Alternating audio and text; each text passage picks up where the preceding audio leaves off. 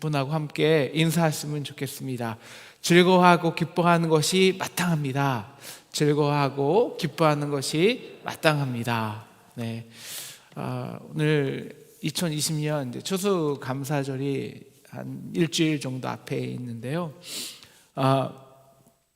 저는 결혼하기 전 미국에서 한 총각으로 한 8년 정도 미국에서는 추수감사절이죠. 땡스기빙 데이를 지났습니다. 제가 유학 시절이니까 당연히 학교에 있었는데요. 제가 이제 처음 유학 가서 미국의 땡스기빙 데이 절을 맞이는데 아무것도 모르니까 아침에 일어났는데 배고프더라고요. 그래서 밑에 기숙사 식당을 가보니 문이 닫혔어요. 땡스기빙 데이라 문이 닫혔나 보다 하고 이제 아무도 없으니까 도서관을 문을 가봤더니 도서관도 닫혔어요. 그러니까 혼자 이제 그 기숙사에 와서 그냥 여러 가지 지내고 있는데 배고프잖아요. 점심 기숙사 닫았으니까 옆에 나가서 한 5분 10분 걸으면 주위에 이제 식당이 있거든요. 식당에서 밥을 먹어야겠다라고 가봤는데 점심에도 그 식당의 문을 닫았어요. 그래서 쫄쫄 굶다가 저녁이야 비로소 학교 주변에 있는 그 세븐일레븐 가서 핫도그를 먹고 때운 기억이 납니다. 그리고 나서 어쩔 수 없이 땡스기빙 데이가 되면 이제 첫 해는 그렇게 지냈고 둘째, 셋째부터는 이제 한국 사람끼리 노는 거예요. 근데 그것도 지겨우니까 한 몇 해 지나서는 땡스기빙 데이에 이런 유학생들을 초청하는 모임이 있더라고요. 그래서 한번 신청하기도 했죠. 근데 가서 편하지가 않아요. 왜냐하면 남의 잔치 같더라고요. 남의 집에 초대돼서 같이 음식을 먹는데 영어도 잘 못하고 그 당시에 그러니까 남의 잔치 같아요. 그래서 방관자처럼 항상 이 땡스기빙 데이를 지냈습니다. 그리고 나서 제가 이제 목회를 해서 땡스기빙 때는요 청년들을 다 집에나 교회 불렀어요. 그래갖고 이만한 그 교회에서 그냥 저희 아내는 항상 터키 2마리, 햄 2마리 굽고 반찬하고 그래서 항상 그러니까 좀 땡스기빙 데이 같더라고요. 한국에서 추석 오니까 이제 추석이잖아요. 날짜는 좀 달라도 가족이 있다는 사실에 참 감사했습니다. 그런데 한국에 와서도 우리 추수감사절 혹은 추석 때 정말 이 추수감사절의 그 느낌, 그 감사가 있냐? 별로 그런 것 같지 않아요. 한국 사람들은 또 다른 이유에서. 여러분 매년 우리 추수감사절 예배 드리는데 여러분 정말 그 기쁨과 감사가 있는 예배를 우리가 드리나요? 왜 우리는 그 추수감사절날 이유에 어떻건 항상 뭔가 방관자처럼 그거 내 잔치 아니야. 교회 잔치긴 한데 그래서 그런 마음으로 추수감사절을 드릴까요? 그 이유는 하나죠. 별로 감사할 게 그다지 없기 때문입니다. 그렇게 가슴 벅차게 마땅히 기뻐할 게 별로 없기 때문이죠. 우리 추수감사절은 보통 우리 생각에는 1년 동안 하나님이 주신 그 많은 열매를 인해 감사하는 추수절기라고 생각을 합니다. 그런데 현실을 보면 그렇게 많이 거두지도 풍성한 수확을 얻지도 못했습니다. 더욱이 이번에는 코로나라요. 그냥 대부분의 한국 사람들의 평균 열매가 3분의 1이 줄어들었어요. 대부분은 반토막이 났습니다. 근데 반토막 난 걸 보고 정말 기뻐할 수 있냐는 것이죠.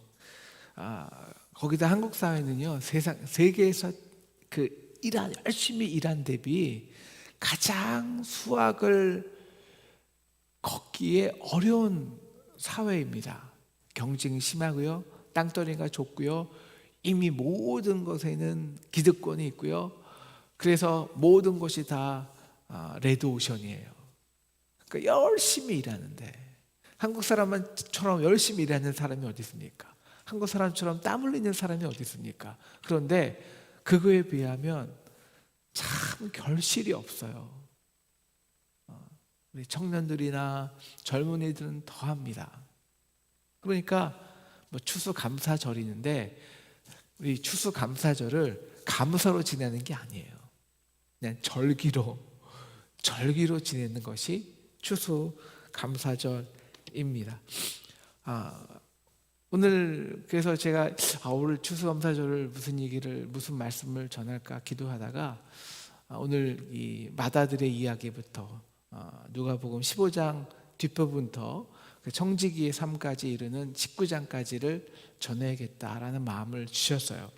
오늘 말씀은 너무나 잘 아는 탕자의 비유이죠.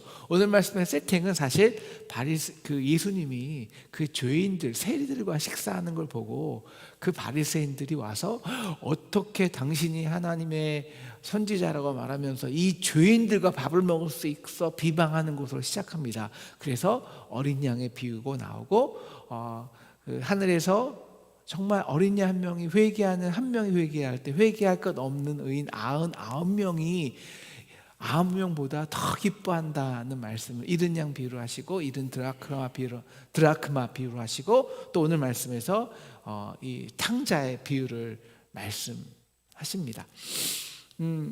오늘 탕자는 밭에서 열심히 일하다가 땀 흘리며 일하다가 집으로 돌아옵니다. 그는요, 우리 한국 사람처럼, 저와 여러분처럼 언제나 밭에서 땀 흘리며 일하는 것을 좋아합니다. 왜냐하면 땅은 거짓말을 안 하잖아요. 대부분. 물론 뭐 폭풍 불고 태풍 불면 또 헛소고가 나기도 하지만, 대부분의 땅의 수확은 인간 사회처럼 부정하진 않잖아요.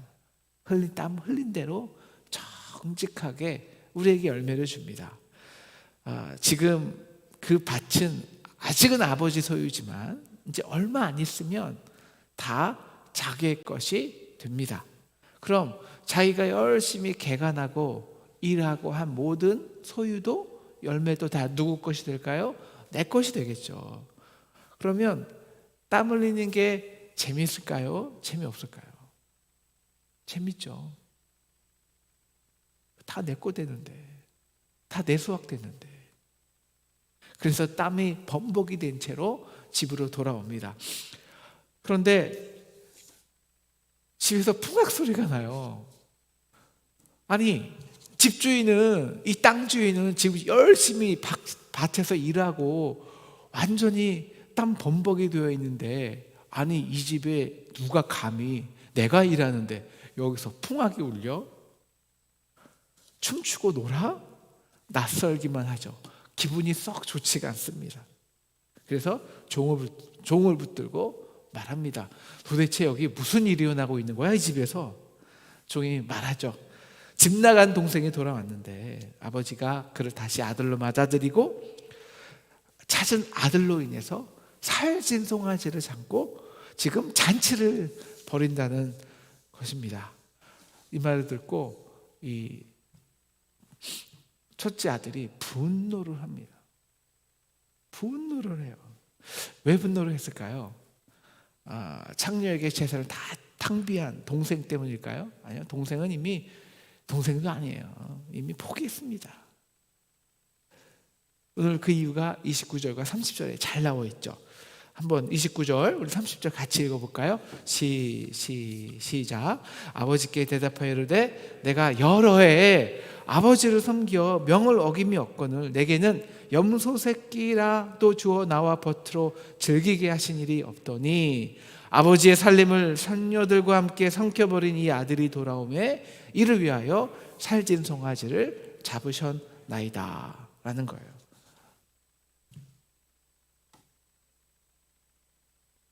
보수죠. 대가죠. 근거는 이거예요.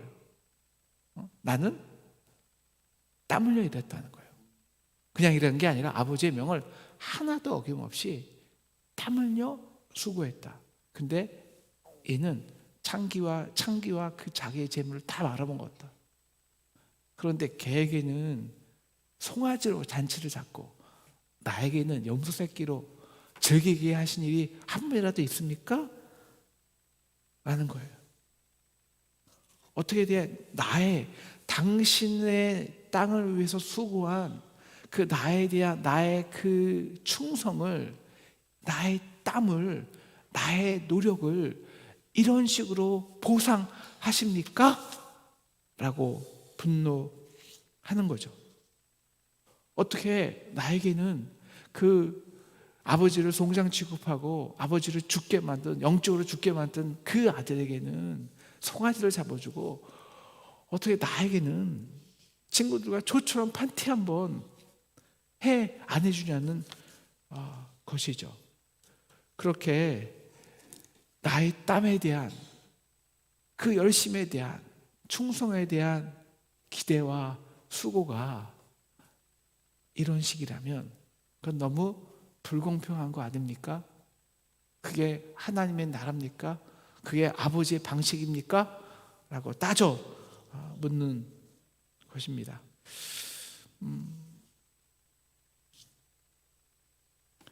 요즘 우리 한국 청년들의 마음에 깊이 뿌리 박힌 분노가 이거예요. 공정.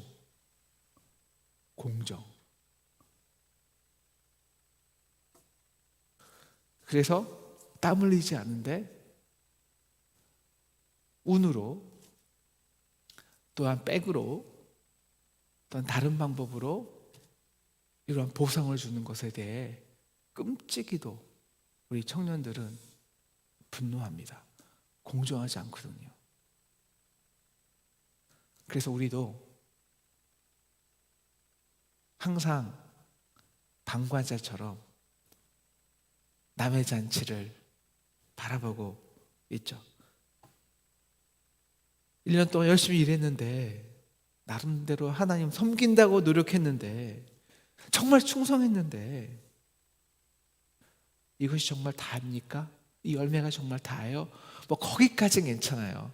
그런데 공정하지 않는 방법으로 세상에서 성공하는 사람들을 보면, 정직하지 않은 방법으로, 쉬운 방법으로 풍성한 결실을 거둬들이는 것을 보면 화가 치밀어 오릅니다.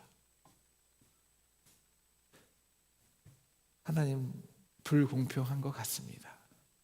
그러면 그 잔치는 영원히 남의 잔치 됩니다.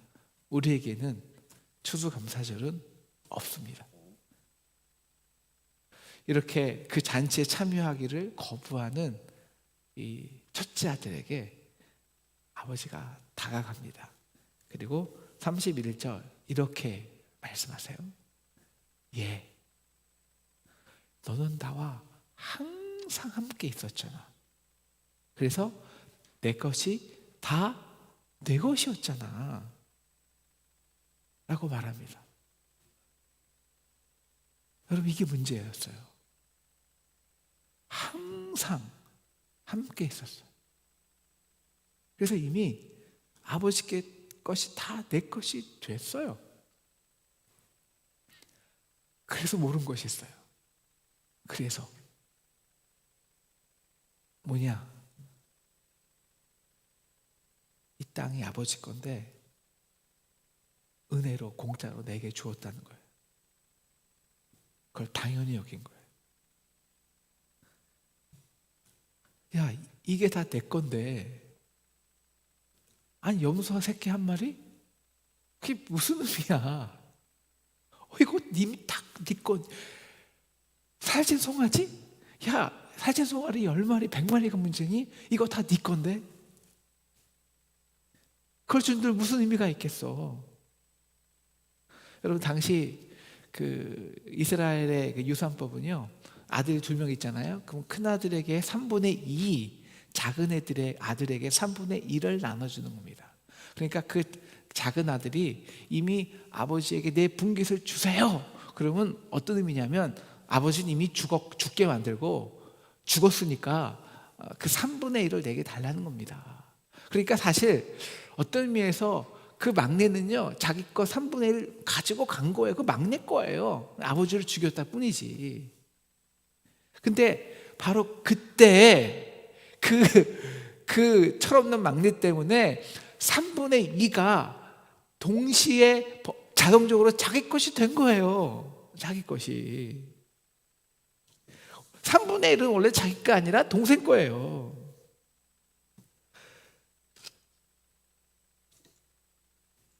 이렇게 말할 수 있죠. 아니, 그것은 아직 아버지 재산이 내 재산은 아니잖아요.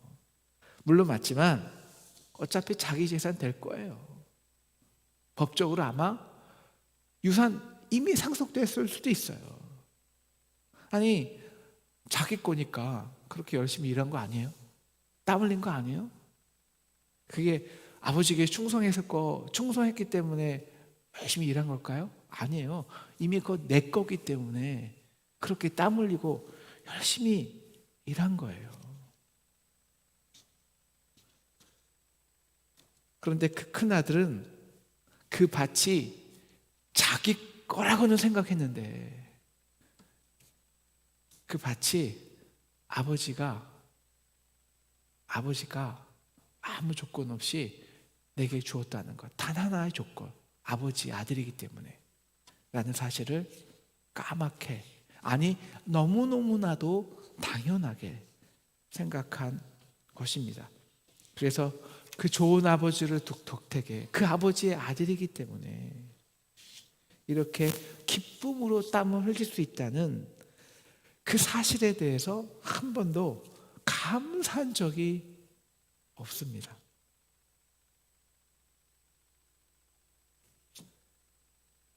당연하니까요. 당연히 내 땅이니까요. 하지만 그건 그렇게 당연한 것이 아닙니다. 이게 사실 오늘 말씀에서 예수님이 지적하시는 가장 은밀한 핵심적인 선포예요. 그게 과연 당연할까? 여러분, 세상에는요 열심히 땀 흘려요. 그런데 그 아들만큼 수학을 걷지 못하는 사람들이 대부분입니다. 왜일까요? 자기 밭이 없는 사람들이 대부분이에요. 여러분, 이 세상에서 가장 행복한 사람들이 누군지 아십니까? 기쁨으로 땀을 흘릴 수 있는 사람들이에요. 시기하지 않으면서, 질투하지 않으면서, 분노하지 않으면서. 왜? 내 땅이니까, 내 사업체니까, 내가 일한 대로 다 내 수확이 되니까. 여러분, 이 세상에서 대부분은요, 정말 대부분은요, 남 도와주는 일만 하는 거예요. 경제학 논리로 따지면요, 우리가 일한 거에 대부분요, 우리가 일한 것으로 인해서 수익이 나잖아요. 그러면 우리는 그 대부분의 수익을 20%만 가지고 갑니다. 혹은 10%. 대기업은 10%뿐이 안 돼요. 어떨 때는 내가 나로 인해서 한 1억 벌어준다? 1,000만 원 가져가기 어려워요. 대기업은. 남 좋아하는 일만 시켜주는 거예요. 그래서 땀을 흘리면서 땀은 열심히 흘리는데 속으로는 분노해요. 이게 대부분의 이 땅의 사람들의 삶의 모습이에요. 그런데 좋은 아버지 덕에 아무 수고하지 않았는데 내 땅이 되었어요. 그래서 기쁨으로 땀 흘리게 되었다고요. 여러분, 세상에서 이것처럼 행복한 게 어딜까요? 어디 있을까요? 청년들에게 다 물어보세요. 이것처럼 세상에서 행복한 게 어디 있는지.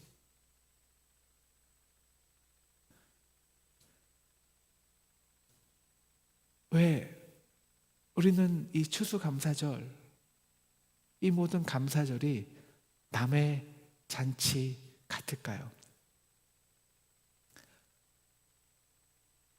우리에게 그 주신 모든 것이 너무 당연해서예요. 당연해서.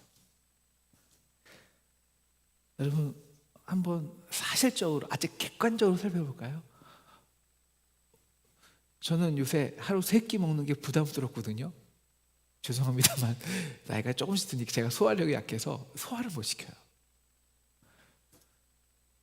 그래서 당연한 게 아니지만, 여러분, 3끼 먹는 게 당연할까요? 이 지구상 인구 중에서 거의 70%는 3끼를 못 먹습니다.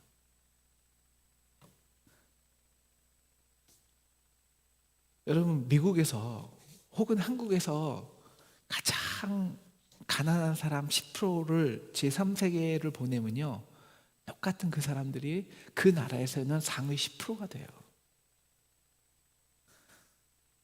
우리가 자녀가 다 있잖아요. 우리 하은이도 있고 하준이도 있고 또 나면 날 수도 있죠. 근데 그게 당연할까요?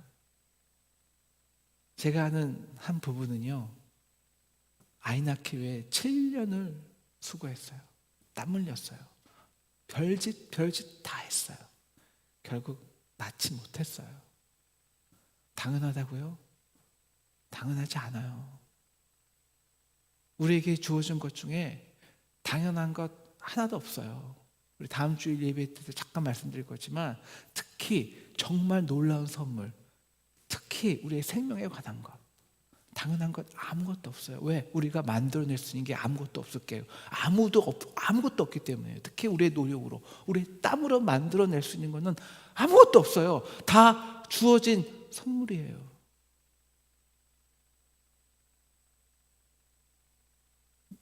내가 말을 할 수 있다는 것, 내가 볼 수 있다는 것, 내가 냄새 맡을 수 있다는 것, 당연하지 않아요. 제가 녹내장 걸리고 나서 본다는 게 당연하지 않은 걸 알았어요. 그때부터 감사하면서 누군 관리하는 거예요. 여러분, 아버지가 학비대 주고 아버지가 용돈 주고 당연하게 생각하지만, 이 세상에서는요, 정말 그냥 길에 내몰려서 스스로 먹고 잘 곳을 해결해야 되는 아이들이요, 서울에서만 몇만 명이 됩니다. 몇만 명이.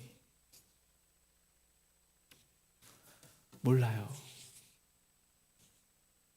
당연하다고 생각해요.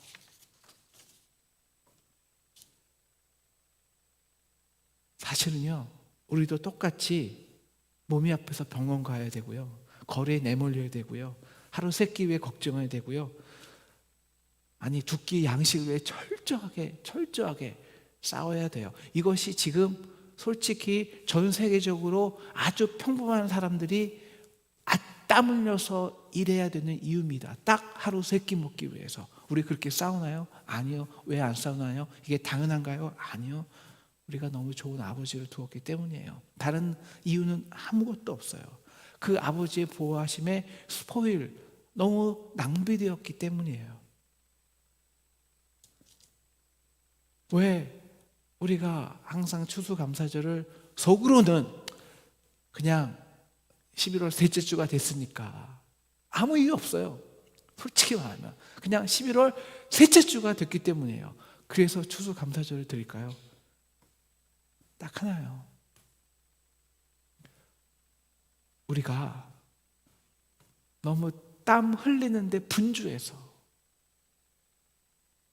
큰 아들처럼 자기의 수고와 땀만이 결실을 주는 줄 알고, 그래서 이리저리 분주히 사느라고 한 번도 자기가 얼마나 많은 것을 공짜로 거저 은혜로 얻었는지, 얼마나 엄청난 사랑을 받았는지 한 번도 멈추고 감사해 본 적이 없기 때문입니다. 너무 바빠요. 왜? 우리는 땀 흘리는 걸 좋아하니까요. 그래서 일단 내 것으로 만들어 놔야 되니까요. 그래야 그 땀이 내 열매를 내니까요.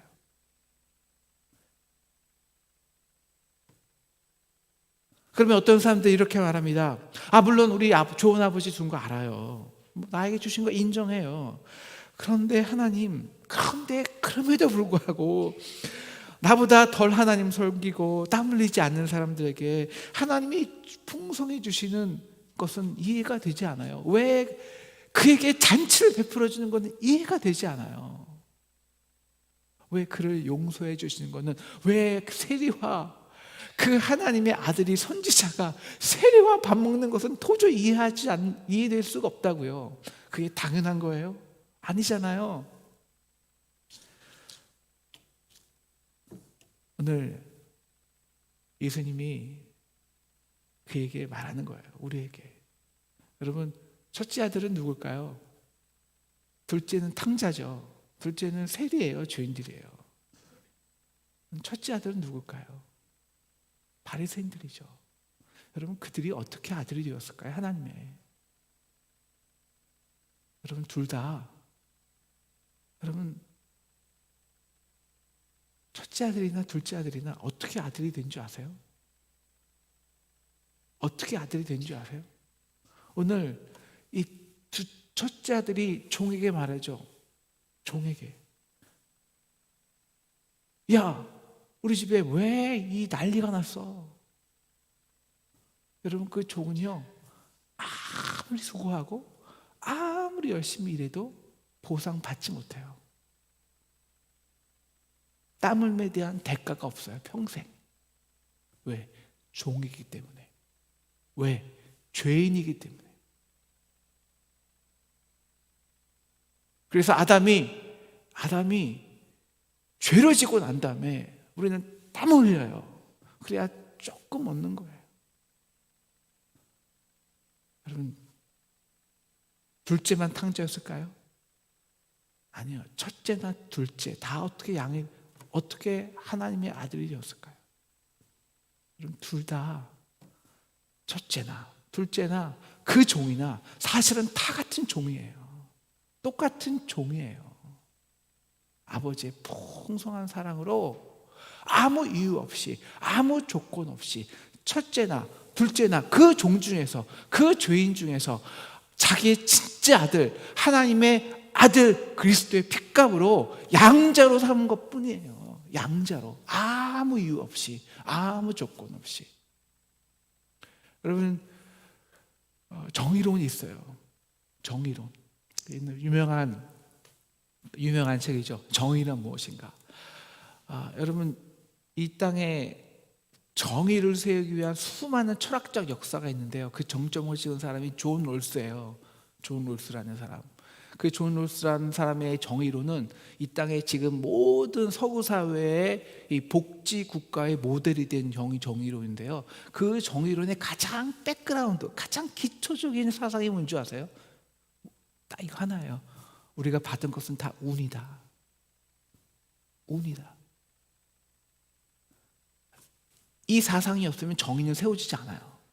현대 정의론 사상에서 다 운이에요. 아무 조건 없이 우리는 하나님의 아들, 첫째 아들이 된 거예요. 그래서 그 땅을 공짜로 받은 거예요. 오늘 그에게 주인은 이렇게 말합니다.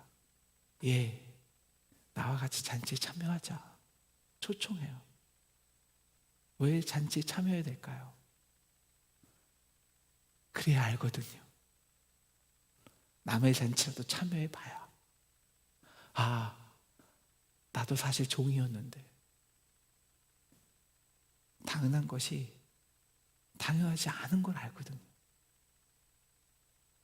여러분, 감사는요, 멈추어야 됩니다. 우리가 땀 흘리는 한 우리는 감사할 수가 없어요.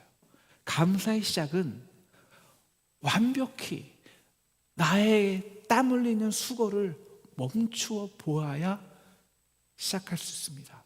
그래서 당연하지 않은 것들이, 당연한 것들이 당연하지 않다는 것이, 다 내게 거저 주어진 것을 우리가 잔치를 참여하면서, 그래서 우리의 것을 다 내려놓고 잔치 참여하여서 하나님이 어떻게 이 세상의 죄인들에게, 종들에게 그 아들의 핏값으로 유월절 어린 양의 잔치를 베풀어 주셨는지, 그 잔치를 참여해 볼 때, 예배할 때 비로소 우리는 당연한 것들이 당연하지 않다는 것을 알 수 있습니다. 그래서 하나님이 우리에게, 그리고 유대 민족에게 말씀하신 것이 이거예요. 너희는 절기를 지키라. 너희는 추수감사절, 우리는 추수감사절만 지키지만 맥주감사절, 추수감사절, 초막절, 이 모든 절기를 지키는 이유가 있습니다.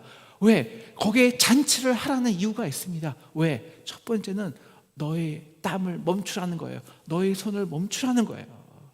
그리고 너에게 행하신 하나님의 그 놀라운 은혜가 당연하지 않은 것을 그 절기의 예배를 통해서 묵상하고 행동하고 감사하는 습관을 들이라는 거예요. 그래서 우리는 추수감사절날 적어도 일주일이라도 우리의 땀을 흘리는 우리의 수고를 내려놔야 합니다. 철저히 내려놔야 합니다. 그리고 다만 일주일이라도, 아침이라도 나에게 준 그 모든 것이 은혜임을, 당연한 것이 아님을, 우리가 죄인이었는데, 종이었는데 거저 받은 것임을 기억하고 묵상하고 감사해야 합니다. 이것이 우리가 일주일이라도 아침을 깨우는 이유입니다. 일주일이라도 아침을 깨워야 하는, 예배해야 하는 이유입니다. 우리가 이 영적 새벽 아침 잔치에 모두 참여하시기를 주님의 이름으로 축복합니다. 축복합니다. 가능하면 이곳에 오셔요. 현장에 오셔서, 그 집에서 그냥 그건 깨우는 게 아니잖아요. 나의 영을 깨우는 게 아니거든요. 현장에 오셔서 나를 깨우고 하나님, 내가 이 세상의 그 모든 종들이었는데 그 그리스도의 은혜로 나를 양자 삼아 주셔서 나에게 이 하나님의 놀라운 땀을 흘릴 수 있는 땅을 주셔서 감사합니다.